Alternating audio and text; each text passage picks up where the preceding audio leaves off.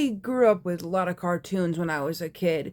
Even though I wasn't allowed to watch certain Nickelodeon shows, I did watch cartoons from other, channels, back in my day, back in my day. I was a boomerang kid, but I did watch, certain shows, whatever was airing, or if I had a DVD, I'd watch it. And when I was a kid, there were two superhero shows that I watched. Oh, well, three if we count Generation Rex, and four if we count Ben 10. But the point is, out of those cartoons, there was Iron Man Adventures, where Iron Man went to school and was Iron Man, and the other one was Spectacular Spider Man.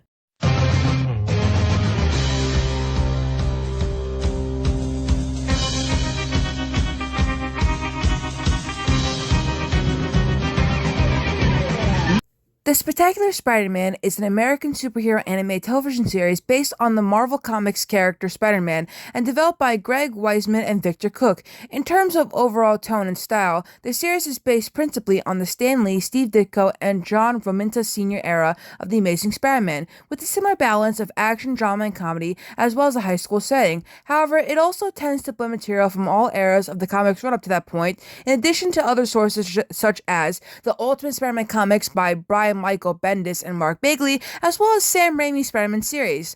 The Spectacular Spider-Man show was jointly produced by Adelaide Productions and Marvel Entertainment.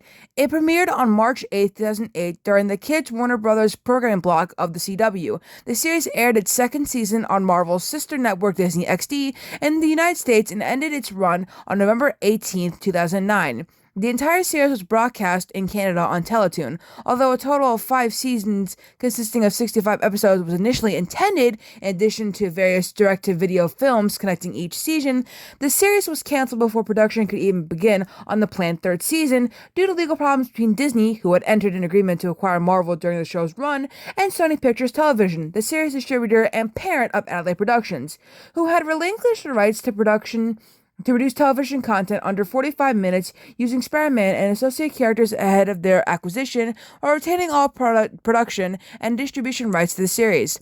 The series received critical acclaim from critics, with praise for its faithful portrayal of the titular protagonist, along with the supporting characters and villains, the writing, and the unique character designs and art style. The series' iteration of Spider-Man was featured in the recent movie Spider-Man Across the Spider-Verse, with Josh Keaton reprising his role. According to one of the creators, Greg Weisman, he was hoping for the show to at least have 5 seasons consisting of 64 episodes in total.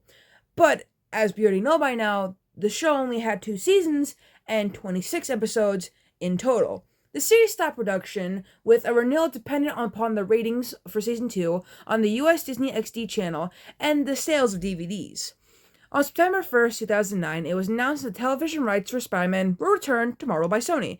At the time, president of Marvel Animation Eric Roman first stated that no decisions had been made either way regarding the fate of the series. On April 13th, 2010, Newsroom reported that the series cancellation occurred just after the Walt Disney Company acquired Marvel Entertainment in December 2009. On that same day, Marvel announced Ultimate Spider-Man, and well, look, I don't want to say anything about Ultimate Spider-Man. It's okay in my opinion. But it's kind of like if Spider-Man and Deadpool kind of switched places. Which is funny because they had an episode about Deadpool and they were both fourth wall breaking, like they were both having a battle with each other. It's kind of funny in a sense. Since we'll never really know what the future seasons would have been, we had a lot of storylines abandoned. In season 3, one of the characters, Kurt, would have moved to Florida and begun working on a cure for Electro, and a planned DVD Spring Break movie would have also been set in Florida between season 2 and 3, with movies between season 3 and 4, and between 4 and 5 to follow. Scorpion, Hydra Man, and Hobgoblin were confirmed to be the major villains for season 3, in addition to Carnage, Mr. Negative, and Morbius, the Living Vampire. Emily Osborn were also planned to appear as major supporting characters in the 3rd season. After making non-speaking cameo appearances throughout season 2, Myth Marina Citrus appeared, intending to be cast in the role, after previously collaborating with Greg Weisman on the series Gargoyles. Weisman also indicated that the creative team had long-term plans regarding the introduction of Miles Warren, a character who eventually becomes Jackal in the comics, as well as Stan Carter and Jean DeWolf, who are both pivotal to the origin of the former becoming the vigilante Sin Eater. There were also plans to eventually seed more elements of the Spider-Man mythos from the comics in the web shooters. Season 3 was meant to introduce a new storyline including Eddie Brock being placed in the Ravencroft Institute, as well as revealed that the gene cleanser Peter used on the Venom symbiote in Season 2 didn't really affect it. Wiseman also expressed his wish to use other characters from the wider Marvel Cinematic Universe that weren't solely associated with Spider-Man as the series had done up to that point, such as Beast, Cyclops, Professor X, Captain America, the Hulk, and Johnny Storm.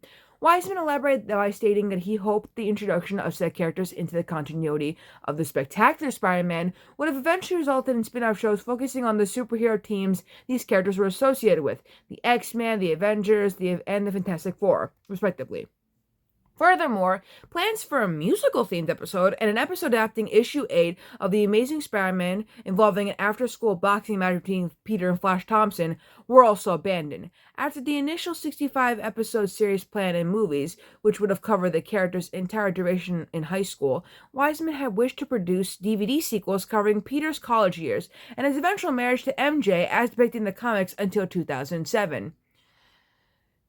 Yeah, now that I have explained all that to you, let's move on to the article I found about what could have been for Spectacular Spider-Man, according to the voice actor for Spider-Man, Josh Keaton. While talking on a TikTok live stream, the Spectacular Spider-Man voice actor Josh Keaton shared what future plans the canceled series had for Season 3 and beyond. I explained most of it, but for him, he confirmed that one future season would have been a year from Peter's life in high school, and the 5th and final season followed him graduating.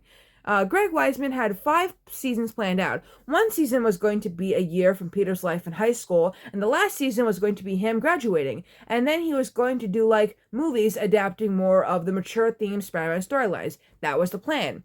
The star had also pointed out all the characters who would have had a bigger part in the show going forward. Like I mentioned before, Carnage, Sin Eater, Hobgoblin, and more. A bunch of people were previewed in Season 2. You saw Morris Bench, Hydro Man, Stan Carter, Sin Eater, and Jean DeWolf. You saw Roger Kingsley, Hobgoblin, Cletus Cassidy, Carnage, you saw Hobart Brown, the Prowler / Hornet. There were a bunch of people. And here's the cancellation part. So, the potential for Spectacular Spider-Man was limitless. And most fans were devastated when it came to an abrupt end. To make matters worse, an inferior Spidey series was put in its place, and Josh Keaton promptly recasted. I don't know if any of y'all saw Roundtable's video about it, but they did make a video about Spectacular Spider-Man and Ultimate Spider-Man. And yeah, Josh Keaton couldn't be Spider-Man in that series, but maybe this newfound attention for Keaton Spidey could be enough to get the gears rolling on proper continuation. After all, as it currently stands, there isn't any ongoing animated Spider-Man show going on besides that, weird cartoon called Spidey and His Amazing Friends that has Spider-Gwen and Miles Morales in it, which is obviously for younger kids. And besides all that, who wouldn't want to know what Carnage looked like in Spider-Man, Spectacular Spider-Man? Or, an updated take on Sin Eater, a villain who doesn't often get the spotlight. While a revival might be a pipe dream, maybe at the very least, Josh Keaton's Spider-Man could get a bigger part in Beyond the Spider-Verse. Yeah, he was in Across the Spider-Verse, and he had one line, and everyone went freaking buck wild. I'll play a clip, next. But let me know what you guys think, though, because I love this show, honestly. This show was my childhood. I don't care what anyone says, especially you, Luke, you fucking asshole. The show was good. And that's just my opinion on it. The show had so much potential, and then it was just canceled because they didn't have the rights anymore. And also, well, who the fuck watches Disney XD? Okay, of course the show wasn't gonna get any views on Disney XD. Do you watch Disney XD? Do you ever watch when you were a kid? No. So of course it wasn't gonna be able to, get more ratings. We could have had movies and, all sorts of stuff, spin-offs, everything from Spectacular Spider-Man. Now, if you'll excuse me, I'm going to go cry into my pillow and listen to the theme song again. We know it's hard, but it's the truth. Is that why you're here?